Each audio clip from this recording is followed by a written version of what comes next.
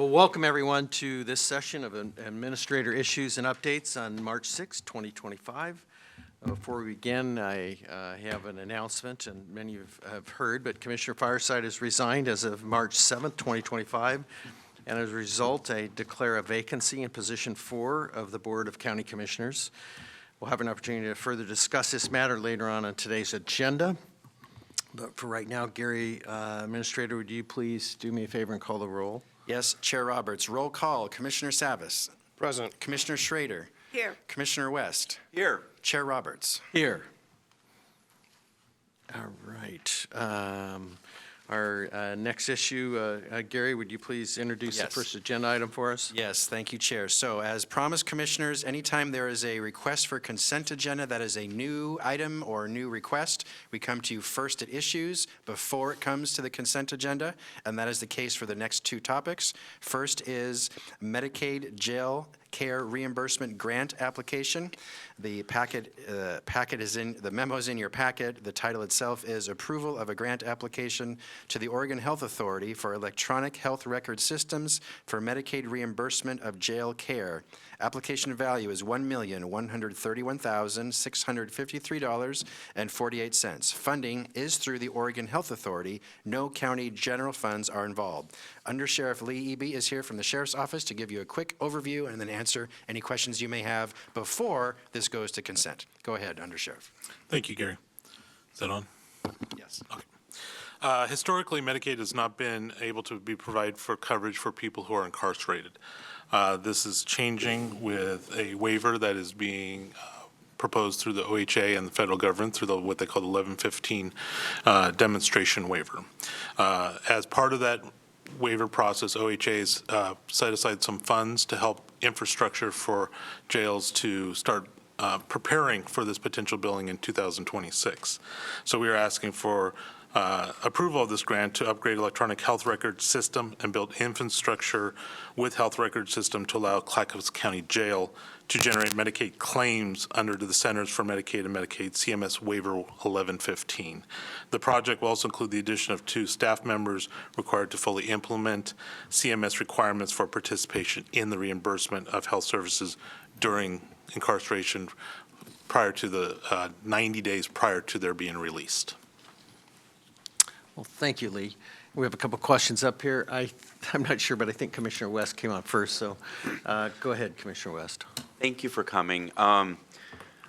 We were just at NACO and Health Policy Committee for the National Association of Counties. The issue of counties having to foot the bill for healthcare cost of adults that are incarcerated definitely is a constant issue that counties across the country face.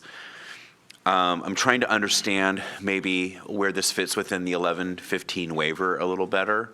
I got to clarify. Are you captain still or Undersheriff. You're undersheriff. No, thank you. I'm sorry. I want to okay. make sure I use your correct title. You can call I me know Lee. that. Congratulations, by the way, Undersheriff Eby. You're doing a great job for the county. Thank you.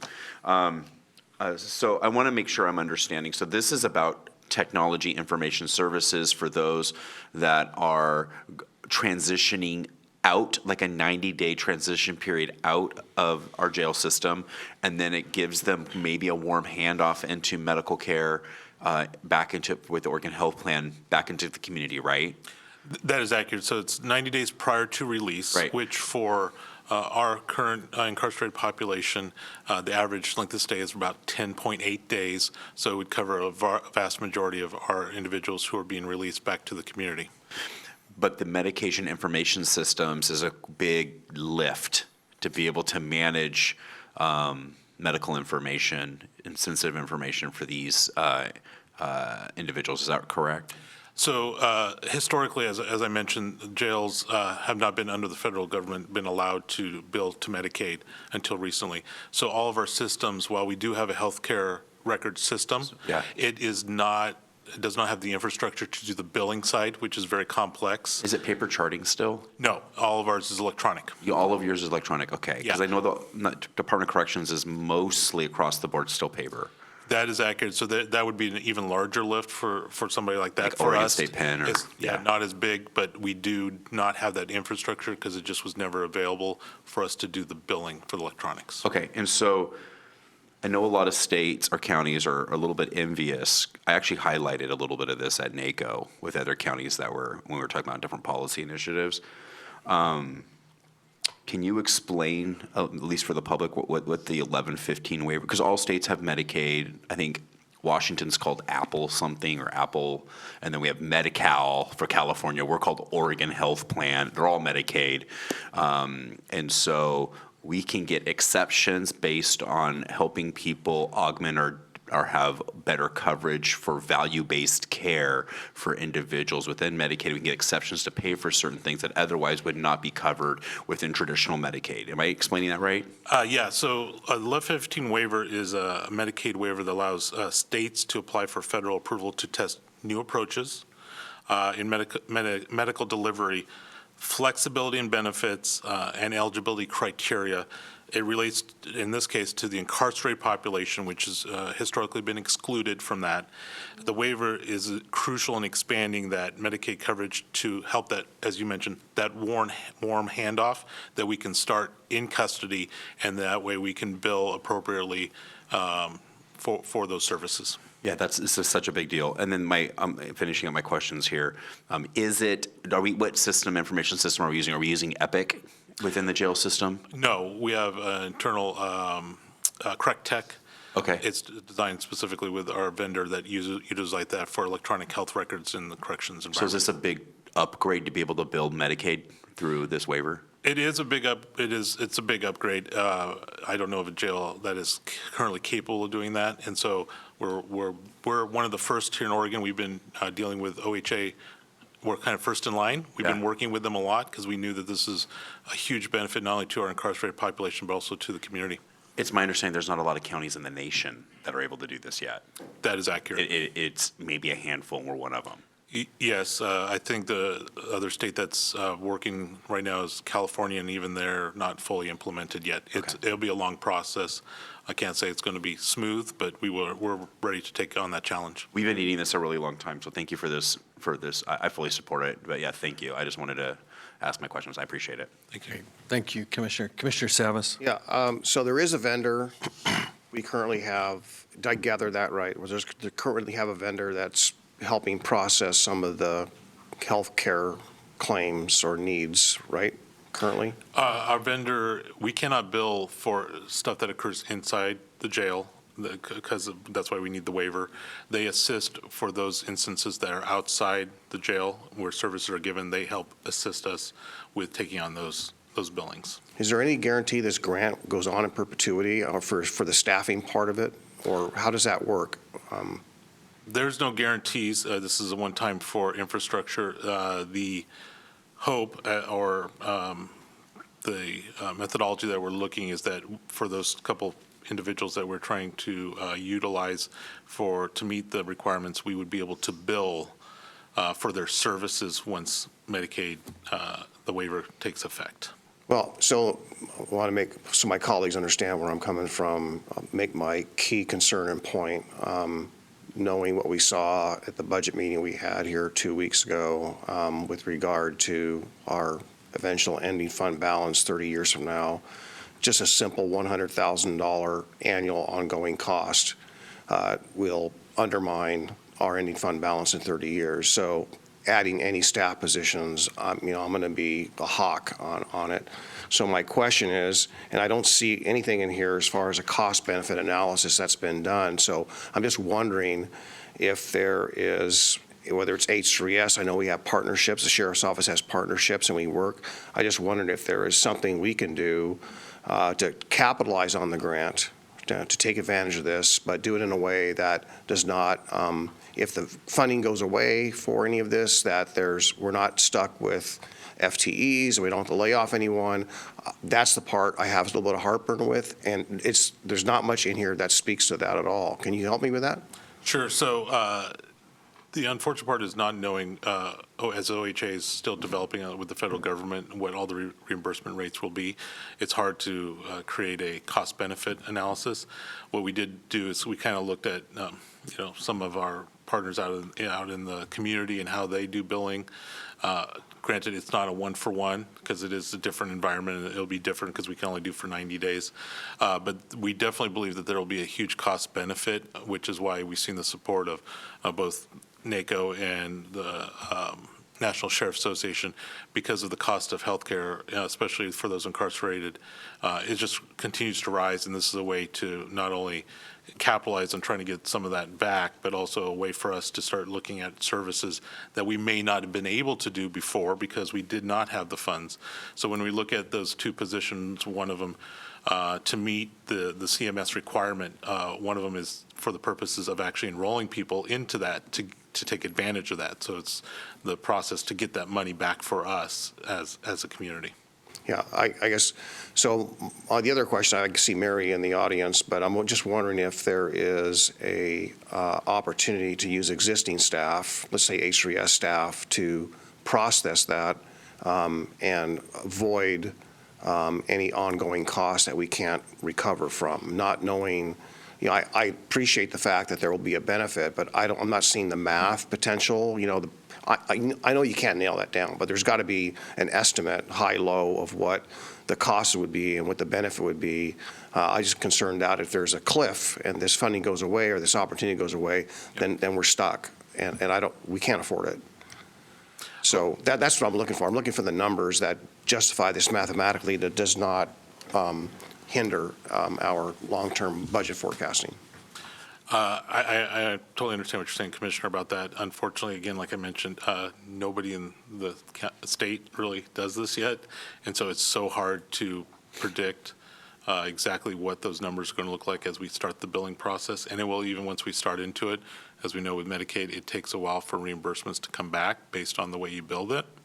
And so it is something that we're going to be very cautious about as we're looking at it, and we look with our vendor and maybe use some cost benefit with them to try to utilize some of their resources, so that way we can get these positions through them and build. Okay.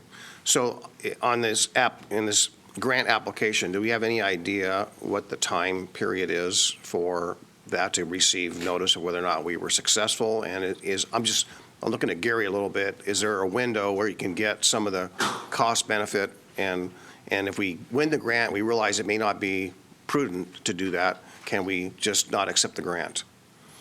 There's always that possibility. Right now, the OHA has kind of earmarked us for some of that money because of how far along we are in the process above other correctional facilities in preparing for this. The vast majority of that grant pays for the infrastructure, the billing system, and the billing ability. We could obviously always look at some of these other positions and not go forward with them, but we still have to meet some of the CMS requirements to make sure that we're getting the full refund back from Medicaid. Yeah, I'm comfortable moving forward with the grant part. I'm just not comfortable with committing FTE when we know we can't afford it long-term unless there's a proven means to cover those costs. So is there a way to, Gary, can I just help? I'm just looking at you because of the budget. What do you recommend? Yes, so actually, I tell departments, when a external grant ends, so does the positions. If they are funded, if FTEs are funded by a grant or state or federal dollars, when those dollars end, so do the FTEs. So that is something I do pretty firmly with departments on your behalf. So if these positions somehow needed to be funded by general fund in 2, 3, 4 years, I would eliminate the positions and bring that to the board. Is there a way maybe to avoid eliminating positions, maybe seek a vendor to do some of this work? And those are things that we are looking at also. Okay. We have actually talked to some vendors about those positions and how that would interact with the CMS requirements. Again, being so new, and I hate to keep saying that, a lot of them are kind of like, okay, well, we need to talk more because there's still a lot of unknowns with OHA as they have not created the rates yet for reimbursements. Yeah, well, I appreciate you understand where we're coming from, and we just got to find a way to make sure that we got long-term funding to keep the lights on. Yes, I totally understand. Thank you, Commissioner Schrader. Do you have an estimate of what it would save us if we were to implement this at this point? Because we hear this at the national level all the time, that we're providing health care for folks within the justice system with no reimbursement, so. I don't have an exact number again, Okay, but that's but something. yes, everybody from the National Sheriff's Association and NACO, everybody believes that this will bring in a savings. The question we have, which we don't know because of the billing rates, what does that really look like at the end of the day? How much is that? It's across the board, from, Okay. $500,000, some think it's going to be multiple $1 million.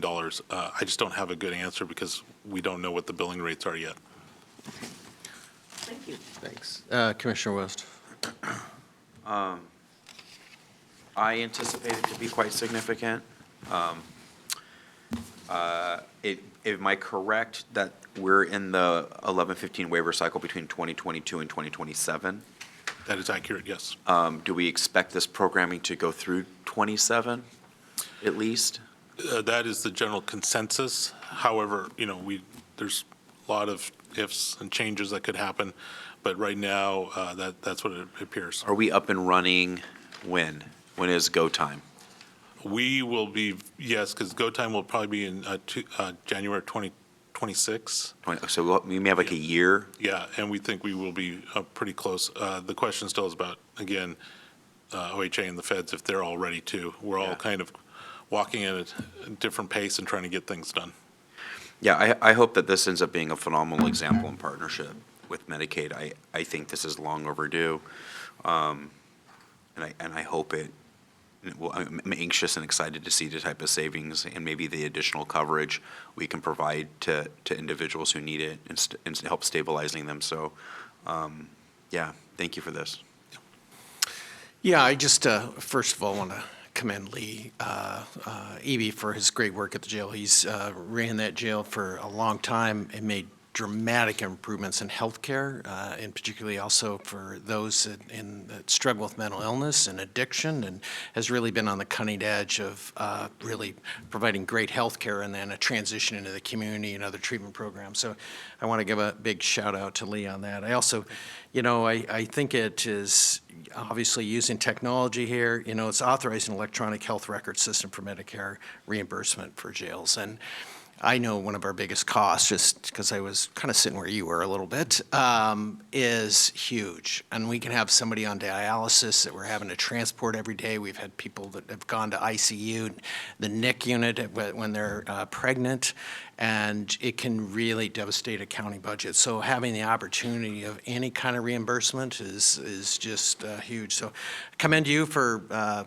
being the first and stepping forward on this. I do think in the long run, those funds will help us offset, really daily operations. And so, so if there's any other questions from my colleagues, I think there's no objections. We'll basically advance this to the consent agenda on March 20th. And thank you, Lee, for all you've done. Thank you, guys. I appreciate it.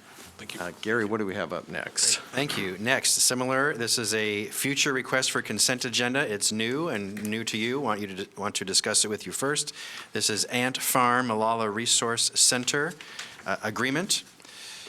A grant agreement update. We have Mary Rumbaugh, Director of Health, Housing, Human Services, to update you. Go ahead, please, Mary. Good morning, Chair Commissioners. So this is a new agreement, although I'll remind several of you that this was the funding was approved back in April 3rd of 2024, specific to the county city-led initiatives.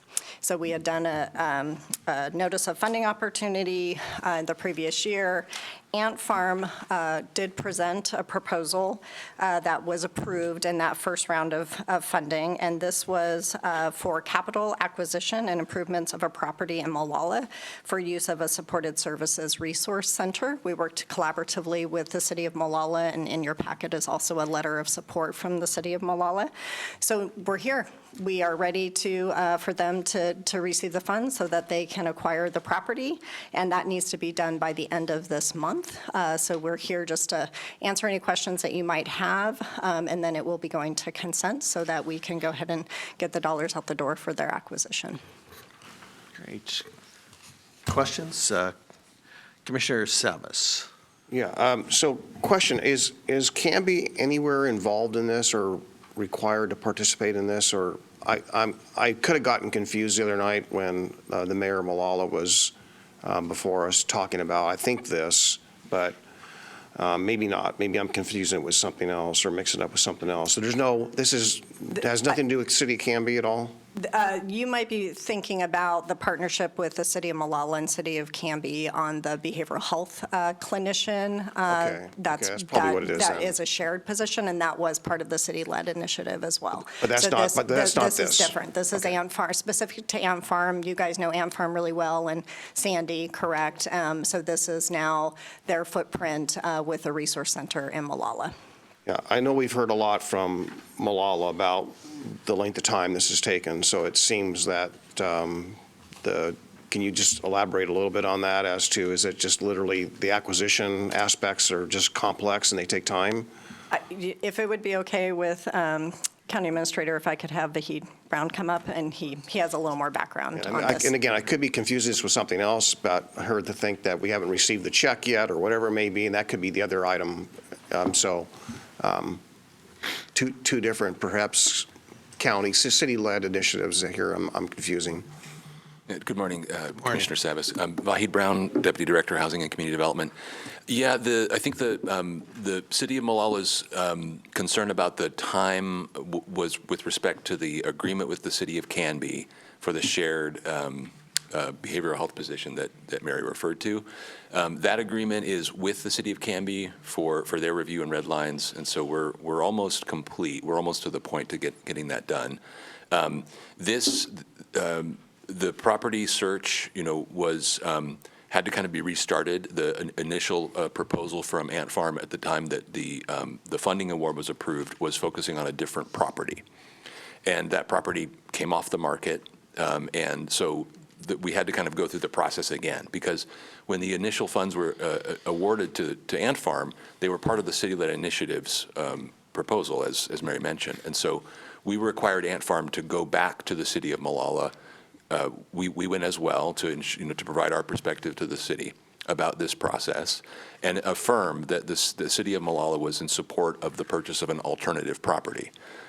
So that was done, and that was the slowdown between the April 24 approval of the acquisition funds and here where we are today. Ant Farm selected a different property, secured the support of the City of Malala for the purchase of that property, and that's the property that will be purchased with these funds. Okay, thank you. Great. Commissioner West has a question. Thank you. Am I correct that this is going to not just serve Malala, but it is really regionally available for Sandy and Estacada? Is there a shared agreement with those other entities to, is there an IGA, or is that just Ant Farm's territory? What is that relationship like, and what's the expectation with the other surrounding cities? Thanks, Commissioner West. Yeah, if I could, Mary? Yeah, please. Yeah, I think that it's mostly it's Ant Farm's area, right? So Ant Farm does primarily serve Sandy, Estacada, Malala, some in Canby as well. But there is another resource center grant award that was approved as part of the city-led initiatives for the city of Estacada. So there will be a kind of a sister resource center serving Estacada that Ant Farm will be operating. That is a subsequent agreement that will come before the board once it's complete. That's the next one. But for this one is just for Malala. There's not an IGA between the cities regarding this. I think that Ant Farm currently operates, has a footprint in all three communities, and all the cities are aware of it, and I think appreciative and welcoming of their services. Vahid, is this, early on, we had a warming center in Malala that was big-hearted and tried to do a lot of work, and we tried to keep going, but it just didn't work out. That's right. It just didn't, and that was unfortunate.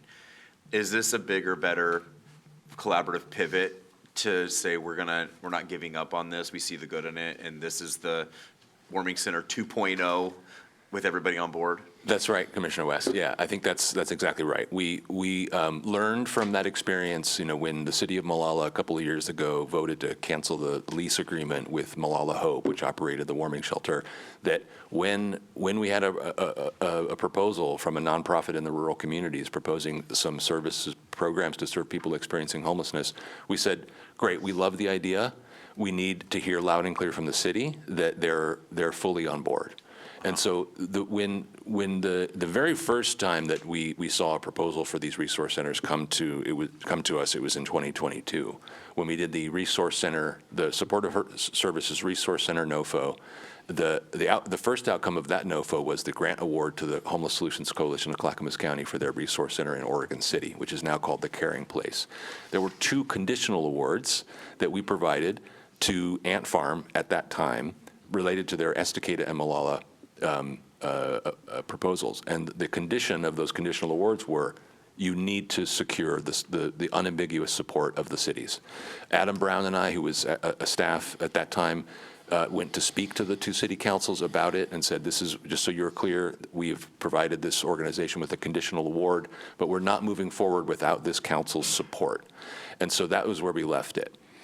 With the Molalla Resource Center, yes, you characterize it very well.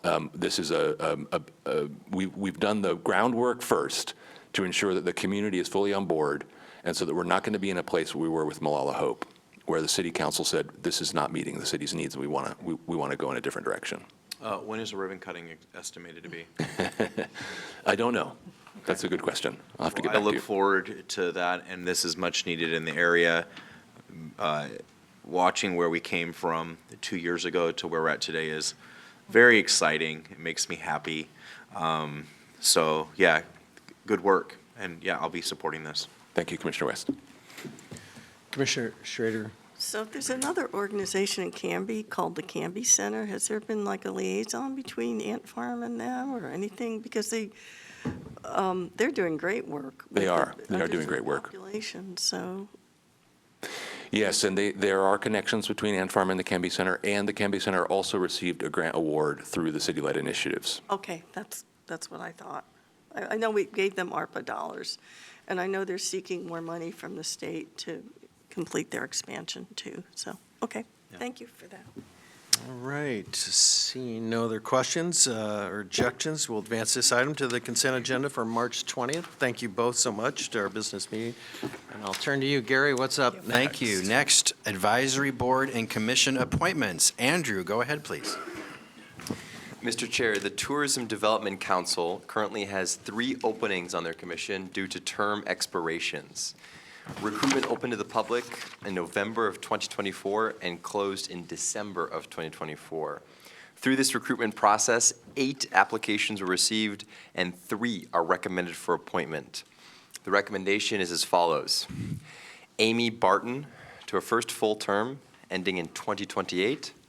Patrick Dazzi to a first full term ending in 2028. And Ryan Tigner to a first full term ending in 2028. The board could select other candidates or require further recruitment, Mr. Chair. Great, thank you. Colleagues, any questions about these candidates? Seeing none, if there's, I'd have anybody entertain a motion. Chair, I move that we approve of the appointment of Amy Barton to a full first term, Patrick Dawsey to his full first term, and Ryan Tigner to his full term to the Tourism Development Council. I'll second that. All right, any further discussion? Seeing none. Clerk, will you please call the poll? Commissioner Savas. Aye. Commissioner Schrader. Aye. Commissioner West. Aye. Mr. Chair. Aye. Motion passes 4-0, Mr. Chair. Thank you. Gary, what's up next? Thank you, Commissioners. Next, the Emergency Preparedness Council is one of your advisory boards, and this is an advisory board. You have asked that you interview candidates before they are brought forward to the full board for potential appointment. So I'm seeking today which of you would like to participate in interviews for candidates for the Emergency Preparedness Council.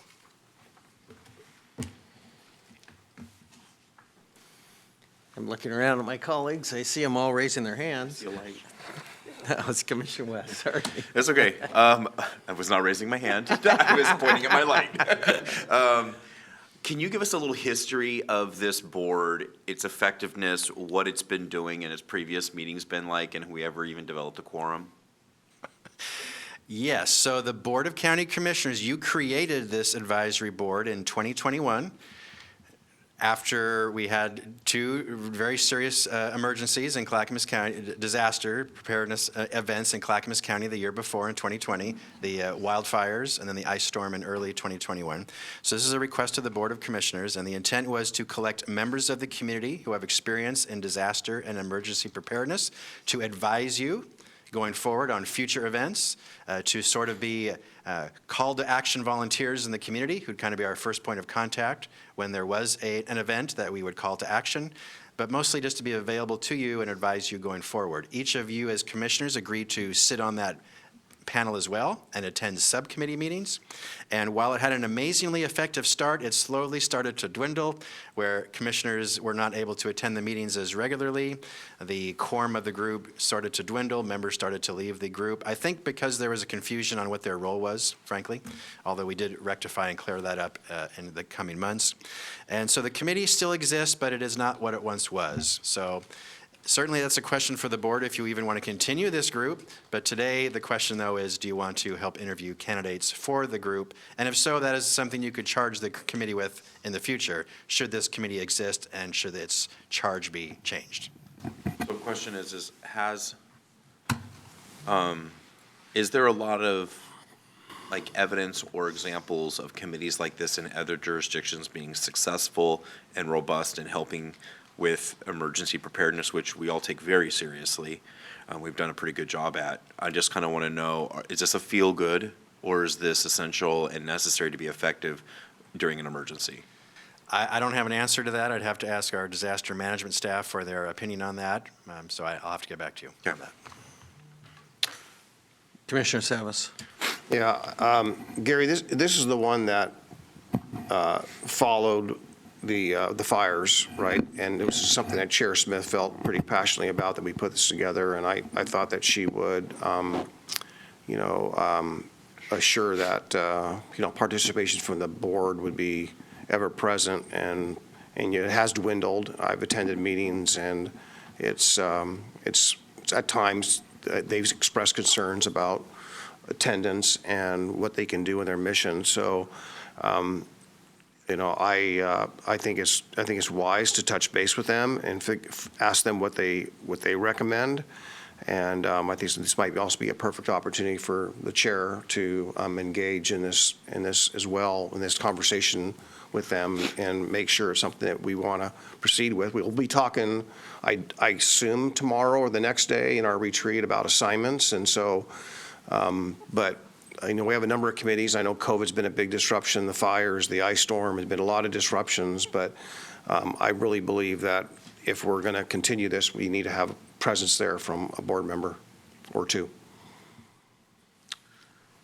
Great. I think that one of the big questions I guess I have, we have two questions before us, really. One is, do we continue it? And really, number two, do members want to be on the board? I mean, as a part of that, and also almost a third. I really feel like hearing from disaster management too, right? So I hate to say, hey, this is not a beneficial group. I think disaster management is something I'm very keen that it takes about preparation. And so I think, kind of following up a little bit on, Commissioner West and Commissioner Savas' comments, is I'm willing to meet with staff and disaster management to have a further discussion, and perhaps we table this for now.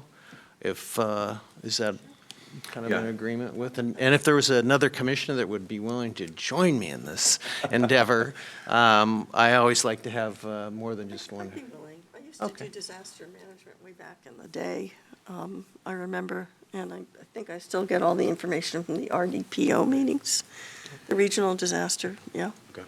And since it's becoming more and more of an issue and it's not going to go Right. away. that'd be Exactly. good. Do you guys mind?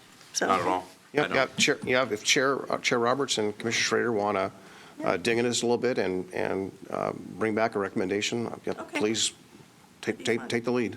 All right. So actually, the protocol is we bring it back to the full board for Right. you to discuss the future of this committee. So we will do that. We'll pause on this discussion today, and Okay. we'll bring a full discussion to you, discuss in public. Thank you, Gary. Great, thank you. All right, the highlight of why I'm sure you're all here today to discuss a commission appointment process. So Chair Roberts, you have declared a vacancy in position 4 on the Board of County Commissioners. That is a first step to now begin an appointment process that is outlined in state law for you, and that is the remaining commissioners appoint a vacancy in the Board of County Commissioners until a special election is held. The appointment process, though, other than that, is silent. It is entirely up to you, the appointment process you choose to do here at Clackamas County. You could appoint someone today with no notice and no discussion. I do not recommend that, but rather to follow a process this board has done multiple times in the past 20 years, most recently in 2017, which was the last time the board appointed a commissioner due to a commission vacancy. And in that case, you had our Human Resources Department open a recruitment where candidates who are interested would submit a cover letter and resume.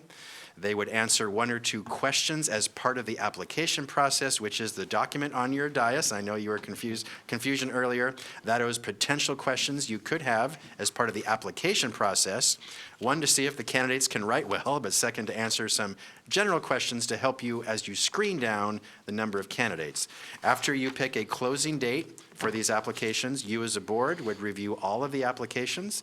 You would have a public discussion to narrow the candidates down to a number you agreed, maybe between 5 and 10 candidates. You would then come forward in a public meeting to do an interview process, have a community meeting for the community to meet the candidates, and then you would narrow it down further if you wished, have another public interview process, and finally make an appointment decision, all of this done in public. That is what you did in 2017. I don't have a memo for you today, but seeking your general guidance of how you'd like to move forward in this process and the general timelines you would like to take. In 2017, it was approximately a 3-month process, so it took some time. I think we could do it a bit quicker than that, but this is a pretty big decision, so you don't want to rush through a decision either in making an appointment of this magnitude. Before you begin discussion, I would like to invite up Clackamas County Clerk McMullen to quickly outline what the election process looks like for a special election. She has the background on this, and I'm grateful for her research. If Clerk McMullen, you could quickly update the board on what the election process would look like. Thank you. Of course. Thank you, Gary. Good morning. Good morning, Chair, Commissioners. Good to be here today to provide some information. An appointment would be until the next general election, which would be November of '26. And then at that point, an election would be held for the unexpired term. So that would be for the second half of this term. Because we are a nonpartisan board, it would be, the selection would have to be made in the general election. And so the filing deadline would be for the nominating election, which is in May, opens actually September 11th of 2025, and then closes March 10th of 2026. Just like the county treasurer, sheriff, and clerk, if there are 3 or more candidates, they would be on the nominating ballot, which is the May ballot. If there are 2 or less, they would be nominated and then move to the general election, which would be the November 2026 ballot. This person, once elected, would serve from January of 2027 through the remainder of the term until there's then a regular election in 2028. If you have any questions, I'm happy to answer them. Just to summarize, I remember this because we've been in this position before. So essentially, we would appoint someone for a partial 2-year term. Partial, that's not even right. Just barely a 2-year term. They have to run for re-election if they chose to.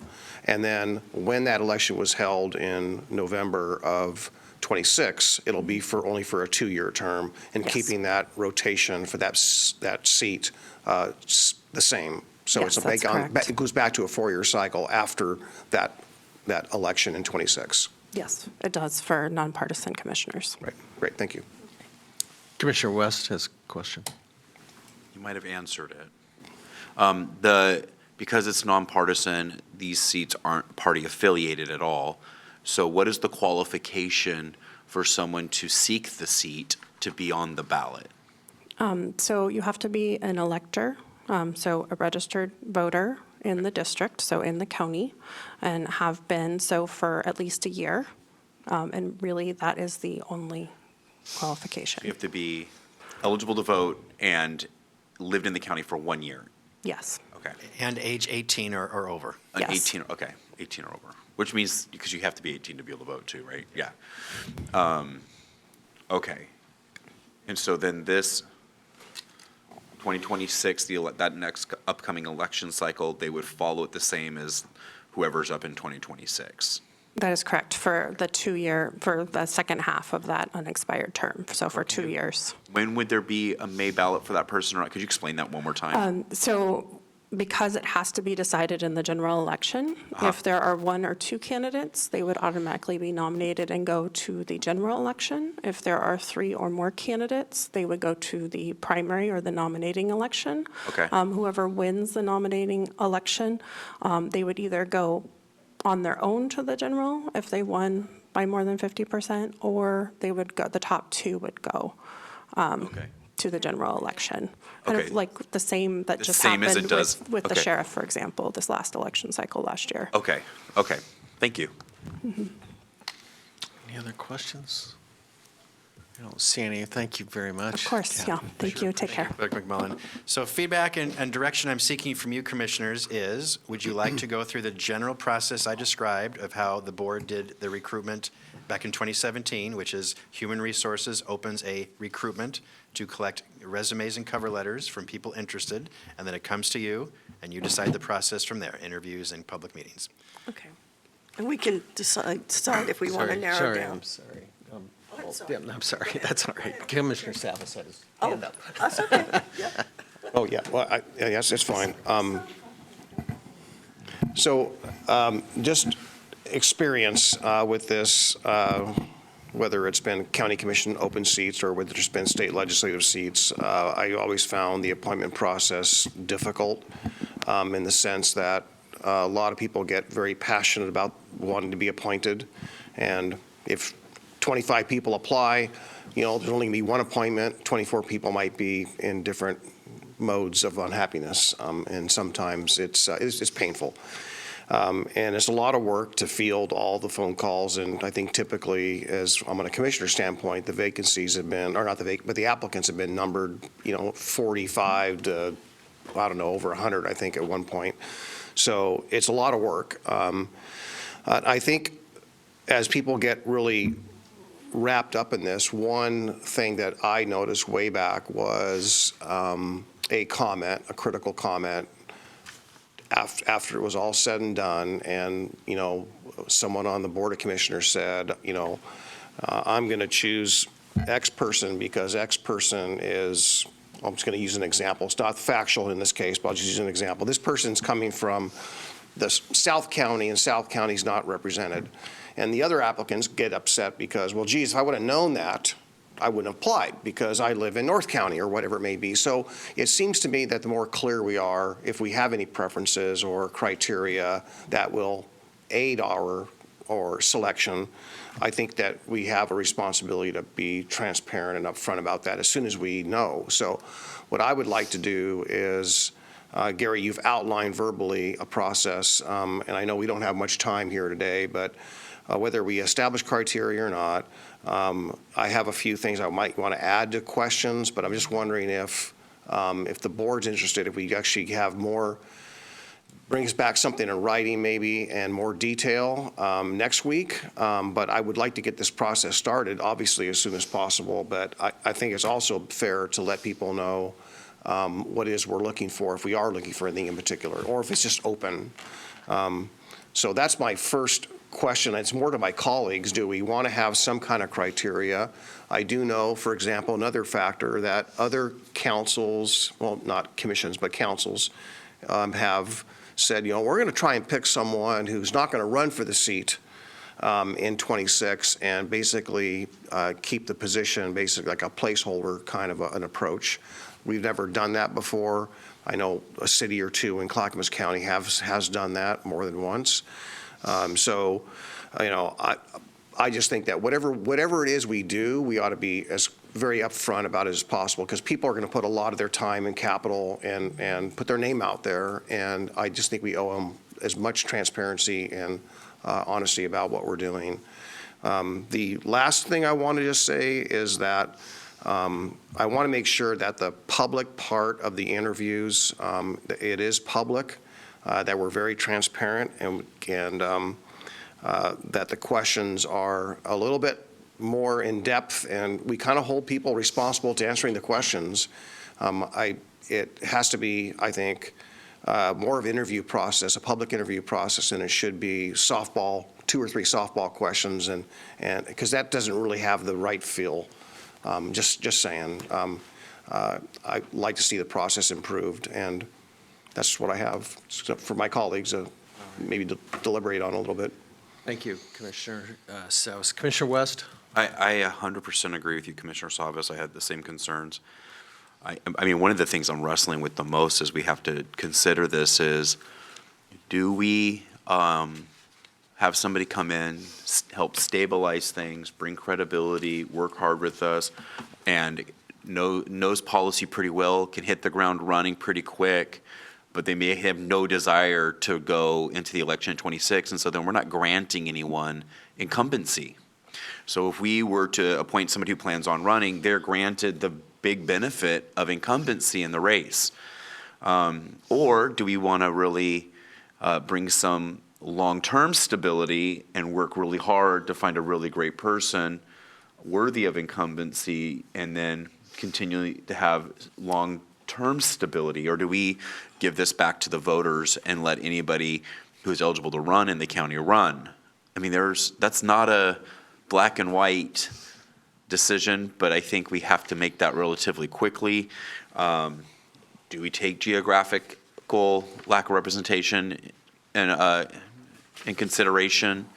You know, we have nobody in the rural part of the county. We don't really have East County representation. Do we just want a good person that's going to do the job at large like we're all supposed to? There's a lot to consider.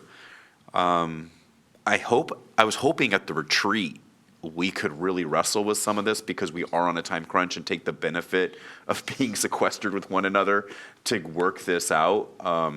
I know that agenda is also already probably really full. The retreat's going to be incredibly unique because we have a brand new chair that we've been serving with just for a couple months, and then there's only 4 of us now. So how do we wrestle with that? But my goal, Commissioner's office, was to maybe tackle these big issues and criteria in the next 2 days. And then be ready next week with an open application process that we're showing expediency but not a sacrifice of quality, is what I'm hoping for, is urgency but never sacrificing quality along the way. We already do have a blueprint of what has been successful. I also want us to be able to publicly interview people and be willing to ask them tough, independent questions that are appropriate for that applicant. And so I know sometimes in the interview process, all questions are always the same. I don't want to do that. I want to make sure that someone sits before me, I can question them based on things that are appropriate and tailored to them specifically. So those are just some of the thoughts I have, but I think they piggyback pretty well with your thoughts, Commissioner Savas. Thank you, Commissioner. Commissioner Schrader? Well, as someone who was appointed and I said when I first was appointed, I was just a substitute teacher for a while, but I had to prove myself to get back. I have to say, yeah, I had to learn about the county. I had to learn about the issues. I did multiple interviews with people who knew the county, Mike Jordan being one of them. That's how I learned about the unincorporated urban area and all the dynamics that happen there. I made it a point to go to all our rural areas as well. At the time, I lived in Canby. I don't live in Canby anymore, but I was in an unincorporated rural area with a 60-acre farm. And so I think that I've never been a fan of districts, I have to be honest, because I kind of feel in this county, you just got to be able to go everywhere. So I'm not saying that, but I would not be adverse to looking at the geography and seeing if there's an area that it's just one of the criteria. Is it underrepresented, and would it be better to have a voice from one of those areas? I think in my case it helped because I was in a rural unincorporated area. It made a difference, and I was able to bring that voice. Now I'm in an urban area in a city, and I've had the benefit of having both experiences, so it'd be kind of interesting to find somebody who has that balance. But it's just mine. And I want to thank everybody for believing me all these years because it's been Toad's Wild Ride on more than one occasion. So anyway, Just a couple comments I have, Gary, as we kind of talk about this. First and foremost, that I'm confident that we can shorten that 3-month period. We're looking at one person. I think that, to me, that's critical to move that up because we have a lot of important business to do. I believe that the county has been through this before, so I think we have some, experiences that we can learn from to improve the system. I think that also that change is always oftentimes difficult, right? And so trying to get us all to move forward in the same direction, that also takes time. And really trying to, as we're trying to do on this retreat, is identify our priorities, our goals and objectives, and really start trying to move together as a unified team. I think that my philosophy is we select the best candidate based on the totality of their skill set, whatever they bring to the table. And I know we can look at different geographic areas, and we can try and forecast who might be in the next election. But I really kind of come back to is really trying to pick the very best person that we think will enhance this board and help us move forward. And that's kind of where I'm at. I know that Commissioner Savas was kind of wanting to postpone it to look at some other things. I guess I'd want to hear from the rest of the board. Should we put the announcement out to get the ball rolling, or should we go ahead and plan for another date to come back with some more specifics? So, Commissioner Savas. Yeah, I didn't want to really postpone anything. All I really want to do is make sure that the criteria, if there is any, or our leanings are public. I agree with a lot of what Commissioner West said, with the exception of one thing. I don't think it's probably wise to have that conversation during the retreat. We ought to have it in public when everyone can actually hear, so they get a better sense of that. So from aspect of transparency, I would like to do it as soon as possible in a public meeting and just go through the rigors of that, as opposed to, again, doing it at a retreat. But I do want to initiate. I think we can, obviously communicate that we're gonna do an application process and have all the details roll out. But I don't want to wait much longer than a week, Chair. So not postpone, but just make sure we get it right. The other thing I want to just briefly put out there for the chair, and that is that, I know we had another retreat planned, and I'm just wondering how fruitful that may be with just 4 of us versus 5 of us. So it seems to me that if we kind of set a course and have all this work done in the retreat with only 4 of us, that dynamic could change substantially, and it wouldn't be fair to the new person coming in. So not for today, but maybe just thought about maybe postponing, if anything postponing, and I'll use that word, it would be the second retreat. Okay. Commissioner West. Never been through this process at the county level. We did have to fill an appointment when I was a city councilor at Wilsonville.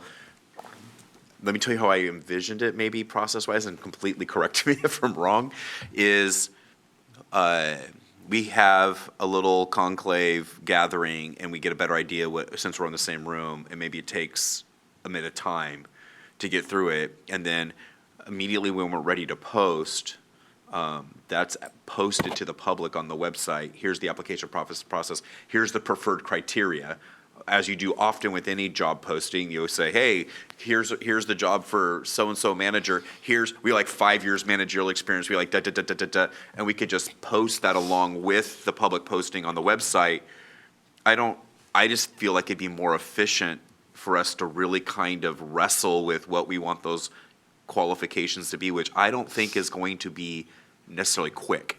We could probably get it done, but in the next couple days. But calling a public meeting, being up here on the dais for 2 hours, blathering about this, instead of like saying, okay, we as a board have determined this criteria, here's the posting next Tuesday, that's our goal, and just having it that way is maybe how I saw it.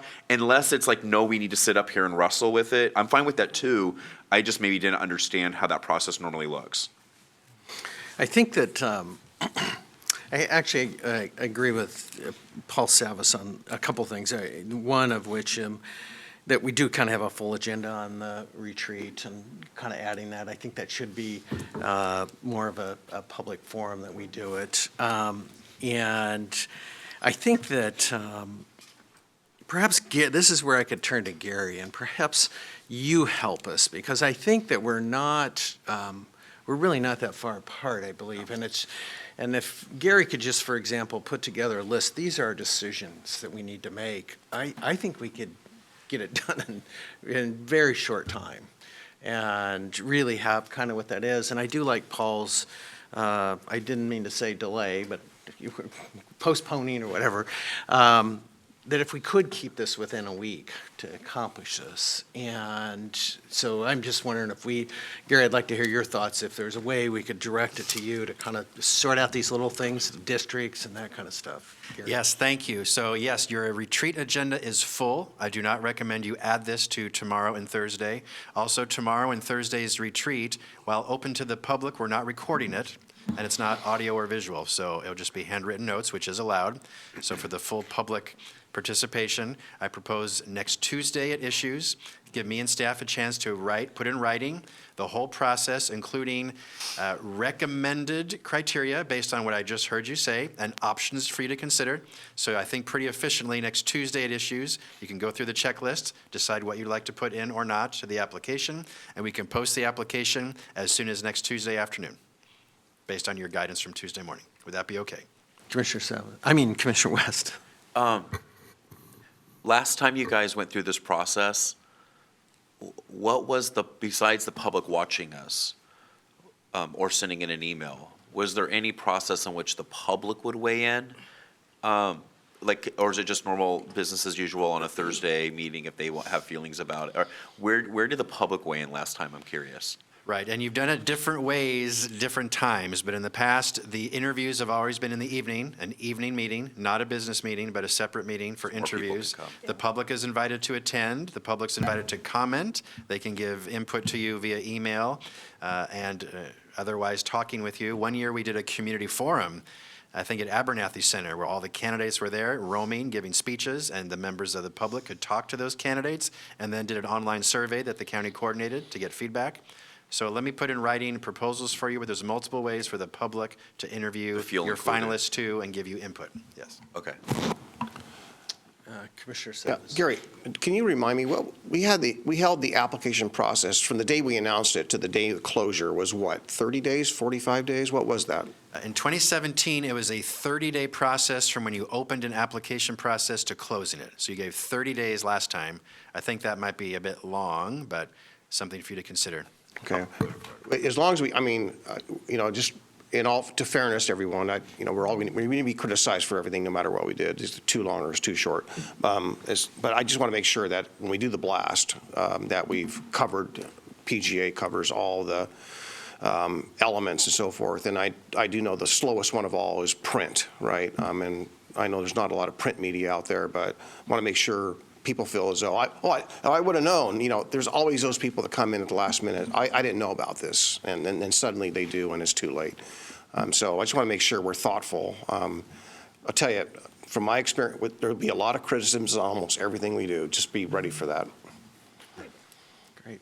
I think you have some clear direction there, Gary. Does that So sound next good? Tuesday at Issues, we'll block out a large chunk of time for you to discuss your options. Staff and I will put together a list of options for you, so you can go through it very quickly, and then as soon as next Tuesday, if you're ready, we can open the application process. All right, so we'll go ahead and move on, and next is Commissioner Communication, unless I'm missing something? Next is Commissioner Communications. We'll talk about that next Tuesday. Tuesday, this Potential question, okay. sample questions as part of the application process. So review this and come back next Tuesday. Think about that, but next Okay, Tuesday, I'll okay. include that in the staff memo for you for next Tuesday. Perfect, okay. Commissioner Communications is next. You are also at the time of your policy session, so up to you if you'd like to have a shortened Commissioner Communications or maybe skip it today.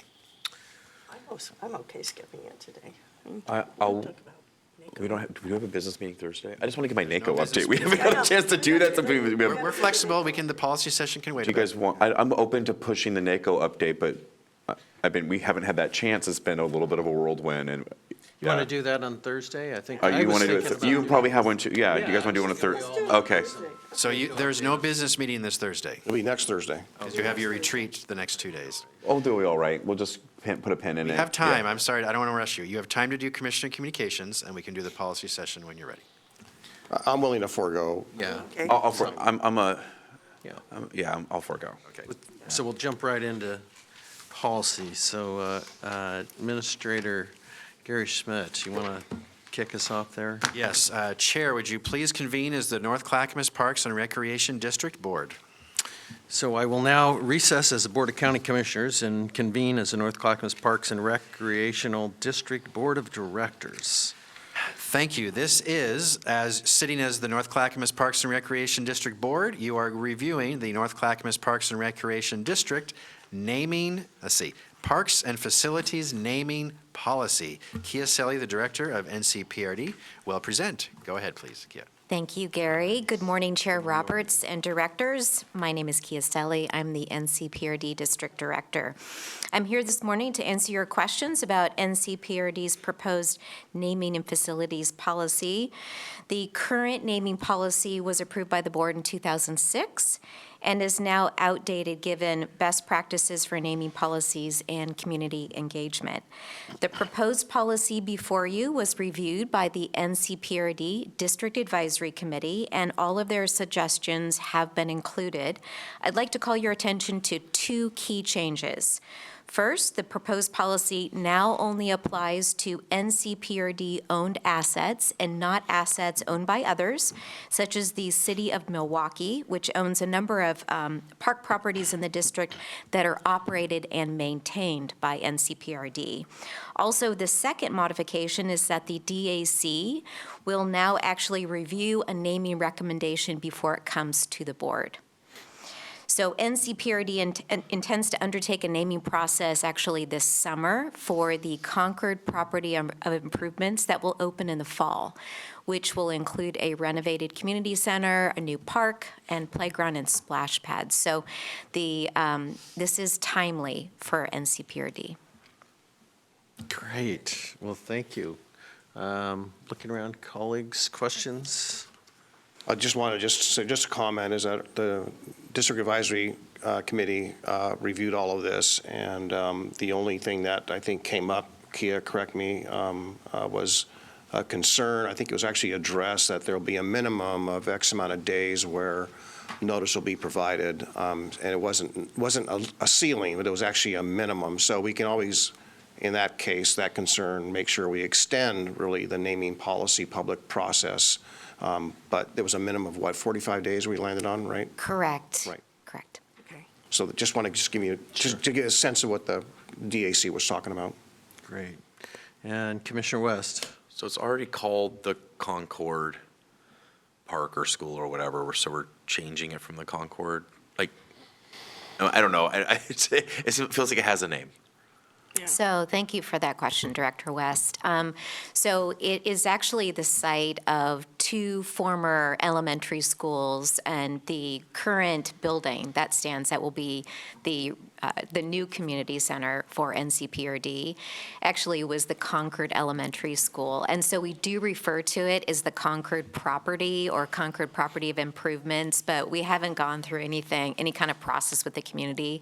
And there are a lot of opinions in the community about what it should be named. So that's why we thought we would undertake an official process. So we're just calling it that because that's what it's commonly referred to as. Okay, sounds good. Great. Other comments? I'll entertain a motion.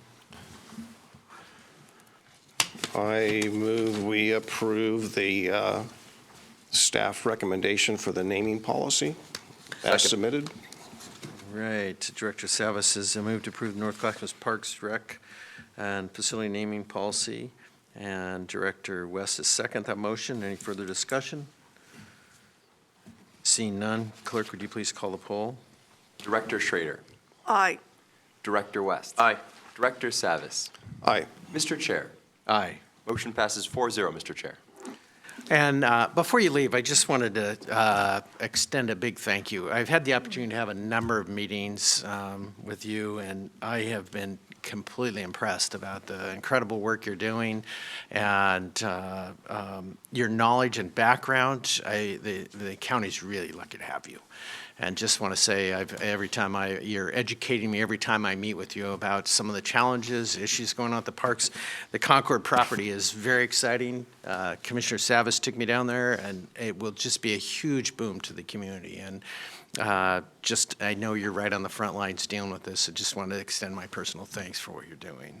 And Commissioner Savas. Thanks for those comments. I concur. Kia, you're doing a great job. You know, the community is really seems to respond well to your guidance and your leadership.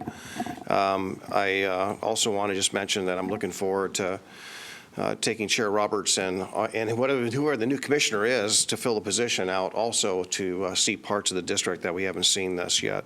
But I did want to say that just for messaging people that are watching that this is NCPRD's naming policy. It has nothing to do with the library. The library will go through its own naming policy, and perhaps a lot of people are saying it should just keep it Oak Lodge Library. I don't disagree. So whatever these names are, this is just the policy. We're not selecting a name today. The public will input, and we'll have that'll come back to us in the future. But just want to put that out there. So. Well, and I just think they should name the library after you, Paul, but that's just my personal opinion. I don't think, there's a lot of history to that property and the building, and we have a lot of people that are very passionate. We have a very impressive group of people, the Oak Lodge History Detectives, so to speak, that started their work many, many, many years ago. They're doing a lot of great work, but there's a lot of history there, and I think, that ought to be a key factor in what the naming is, so. I don't know if a Concord was a person in the past. I have no idea, what the history of the name I know it's the road, and I know that some people had and grew grapes in that down the street on Concord Avenue, off of Concord Avenue, but I don't know the history. I would love to know how it got that name. We'll have to talk to Thelma. Thank you. Yeah. All right. Well, on behalf of the board, thank you for all joining us today. If there's no objections, we'll be adjourned. You want to return to Commissioner Communications, because now you're ahead of schedule after all. Skip it. We already skipped it. Okay. I skipped it. All right. We're okay. We're done. Thank you. All right. I'll write some notes from NACO, too.